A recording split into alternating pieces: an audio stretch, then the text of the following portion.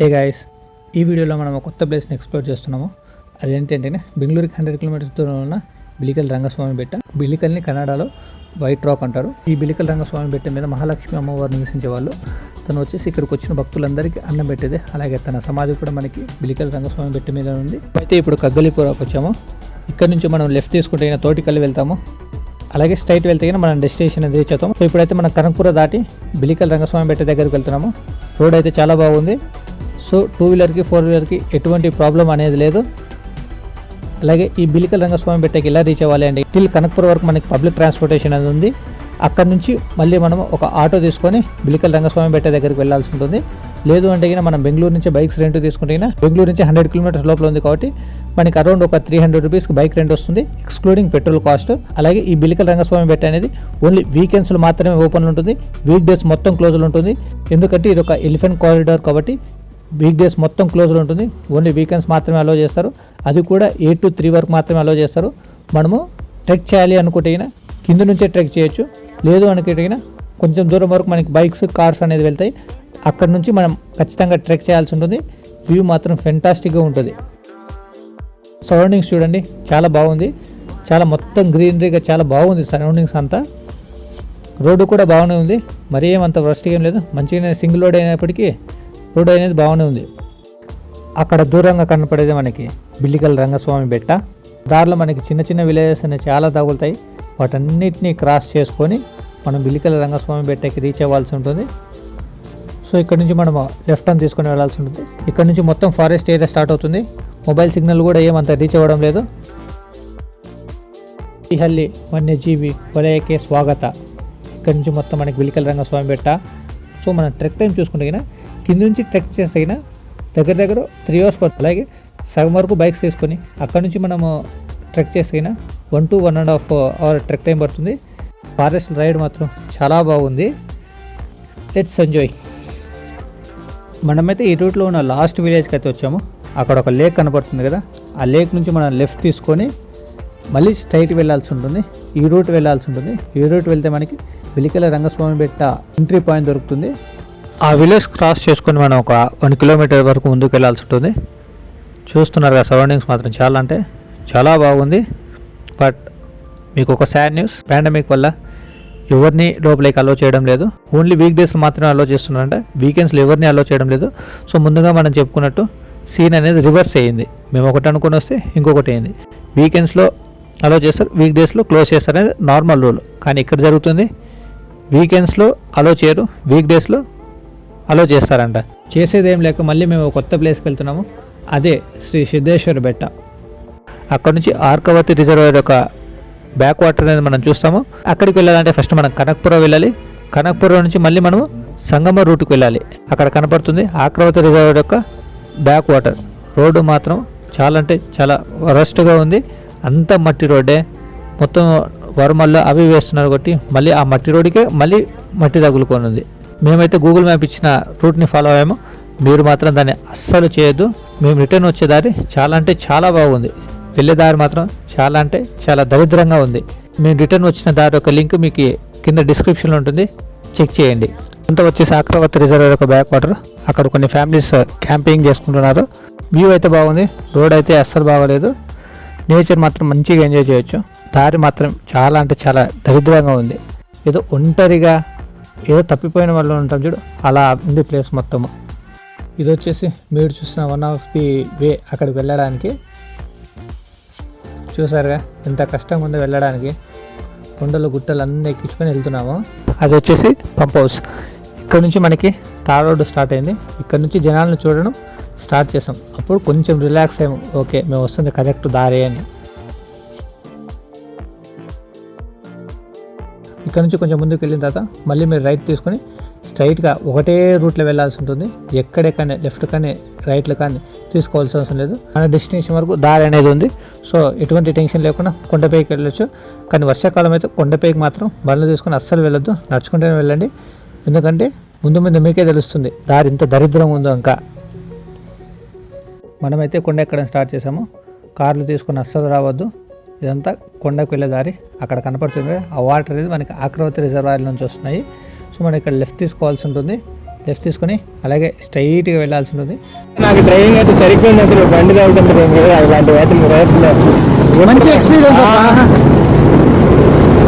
మనం ఆ ట్రాక్లు క్రియేట్ చేసుకుని వెళ్ళలేం కదా, అట్లా బైక్ చేసుకుని వస్తారు. ఆ టైంలో ఉంది రోడ్డు ఎక్స్పీరియన్స్ అంతా. దింగు దింగు దింగు అన్నీ కదిలిపోతున్నాయి. పెద్ద రాయిరా రోడ్డు పెద్దగా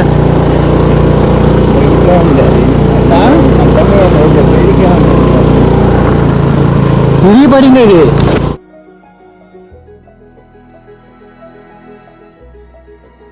చాలా కేర్ఫుల్గా చాలా నిదానంగా డ్రైవ్ చేయాల్సిన సిచ్యువేషన్ ఇది. పెద్ద పెద్ద బండలు గుట్టలు అన్నీ ఈ దారిలోనే కనపడతాయి మీకు. బట్ ఎక్స్పీరియన్స్ మాత్రం చాలా అంటే హాయ్ గైస్, చాలా బాగుంది. ఈరోజు మనం ఒక హాఫ్ బీట్ డెస్టినేషన్కి వచ్చాము. ఇది బెంగళూరు నుంచి 100 కిలోమీటర్స్ దూరంలో ఉంది. అలాగే కనకపురం నుంచి 30 కిలోమీటర్స్ దూరంలో ఉంది. ప్లేస్ మాత్రం చాలా బాగుంది. మనకి పక్కన ఆర్కవతి నది ఉంది. మనం వచ్చిన ప్లేస్ వచ్చేసి సిద్ధేశ్వర బెట్ట.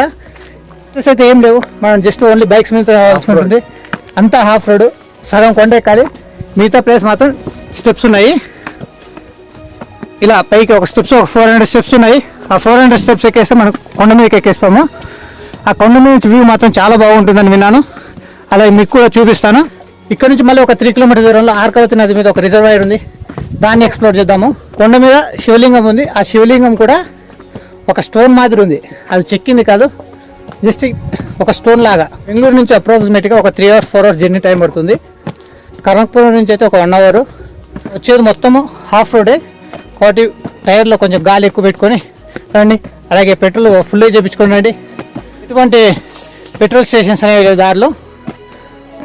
నది పక్కన మనము ఆర్కవతి రిజర్వ్ బ్యాక్ వాటర్లో మనం క్యాంపింగ్ కూడా వేసుకోవచ్చు. పిక్నిక్ కూడా చాలా బాగుంటుంది. ఇది పైకి వెళ్ళడానికి దారి. ఆల్మోస్ట్ మనం వచ్చేసాము. పైకి ట్రెక్కింగ్ చేయడానికి హార్డ్లీ మనకి 10 minutes కూడా టైం పట్టలేదు. Nice experience. 100 కూడా లేవు, మెట్లు 100 కూడా లేవు. ఇట్స్ బట్ రోడ్డు మాత్రం చాలా బాగుంది. వచ్చేసాము. వచ్చాడు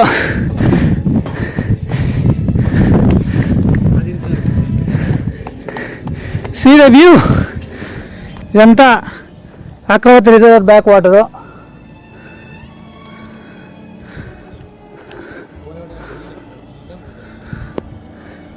ఓ నైస్. అది చూడండి, అది మనం వచ్చే దారిలో పంప్ హౌస్ జరిగింది కదా, అదే అక్కడి నుంచి ఒకటి ఉంది మళ్ళీ.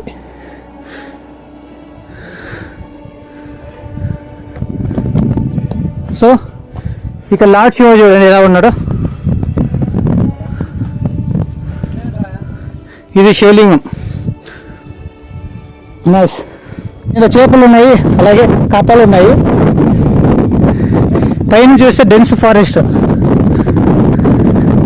ఇటు సైడ్ అంతా ఫారెస్ట్ ఉంది. మళ్ళీ ఇటు సైడ్ బ్యాక్ వాటర్.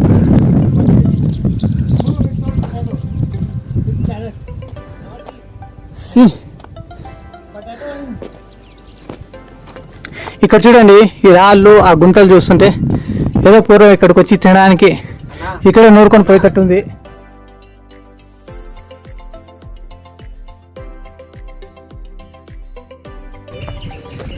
మనం ఆ రూట్లో వచ్చాం. అదే అలా రూట్లో వచ్చాం. ఎక్కడి నుంచి? అక్కడ నుంచి. ఇక్కడ నుంచి మనం ఆర్కవతి రిజర్వాయర్ దగ్గరికి వెళ్తున్నాం ఇప్పుడు. సో ఈ దారి అంతా వచ్చేసి మనకి ఆర్కవతి రిజర్వాయర్కి వెళ్ళే దారి.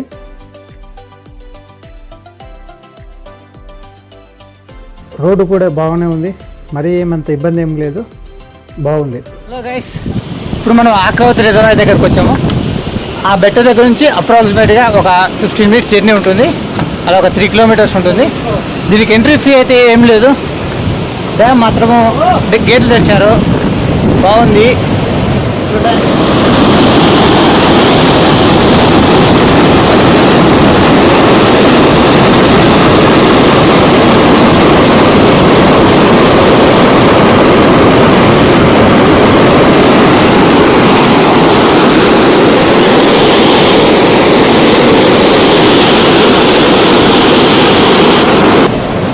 సో సో డ్యామ్ అయితే ఇలా ఉంది మొత్తం చూడడానికి.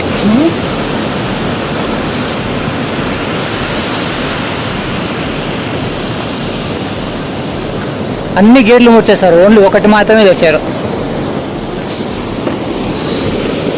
చూడండి డ్యామ్ లేవు, వాటర్ లేవు.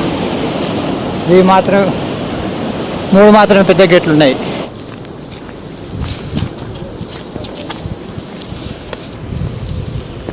సో ఇదప్ప, ఇది దీని యొక్క విశేషం.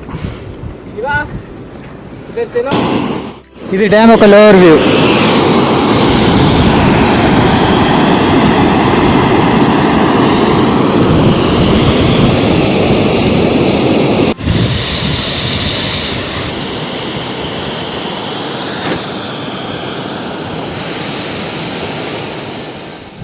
సో ఇక్కడితో ఈ బ్లాగ్ ఎండ్ అవుతుందండి. Thank you for watching this very have a great day.